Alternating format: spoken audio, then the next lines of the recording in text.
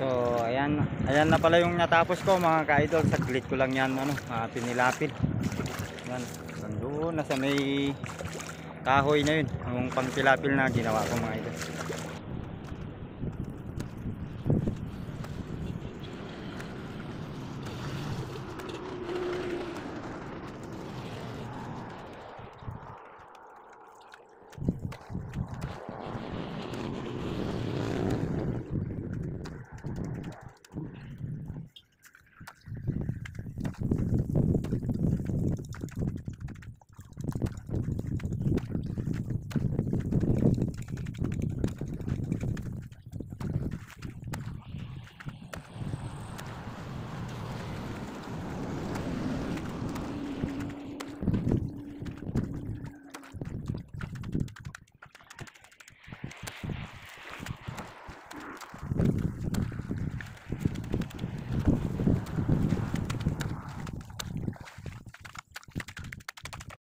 So ayan na mga ka-idol yung natapos ni idol. Hindi ako nakapag-video, pasensya na mga ka-idol, gawa nang wala tayong mapaglagyan sa idol ng cellphone, baka kasi mahulog sa tubig, masira mga idol. Ayan na, bali may git 100 metro na yung natapos kong pinilapil mga ka-idol. Bali nangalahati pa lang ako mga ka-idol. Wala pa pala sa kalahati, hanggang doon pa yung dulo mga ka-idol.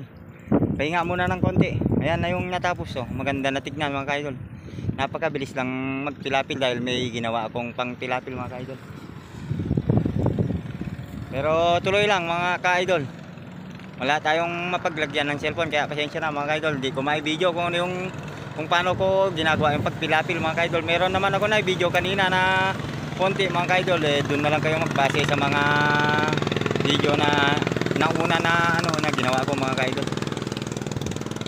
Bali dito pala yan sa may Barangay Kansan gapa mga ka-idol. Tawete dyan na Kansan gapa yaw mga ka-idol. Ore kapag pala di Uncle Willie, di Auntie Goyang, Tagayun family. Shoutout sa lahat ng Tagayun family gapa. Ringan natin ang nabalik ko tatutupag mga idol. Tuloy lamang gapa tatrabaho. Nakakapagod din mga ka-idol pero okay lang mga ka-idol.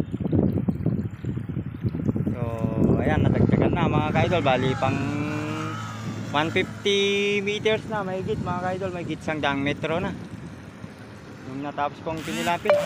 Mahaba na rin mga ka-idol. So hanggang dito na lang muna at pupunta pa ako sa alaga akong baka mga ka-idol. Pagkita ko sa inyo yung natapos ko mga ka-idol. Bali yan na pala ang natapos niya idol, hanggang doon ka mga ka-idol.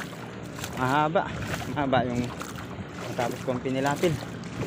Padtuga pa mga ka-idol, ani ramamano gikakagadang amo daga pa bana ararawan na to makarekay taddanong ta pinilapil ko luguga pa malalawang ira insekto na daywad daga pa kanang ari nga na idol penga labi ka pa tawme nga pagkatalaga ko gapatabba ka mga idol.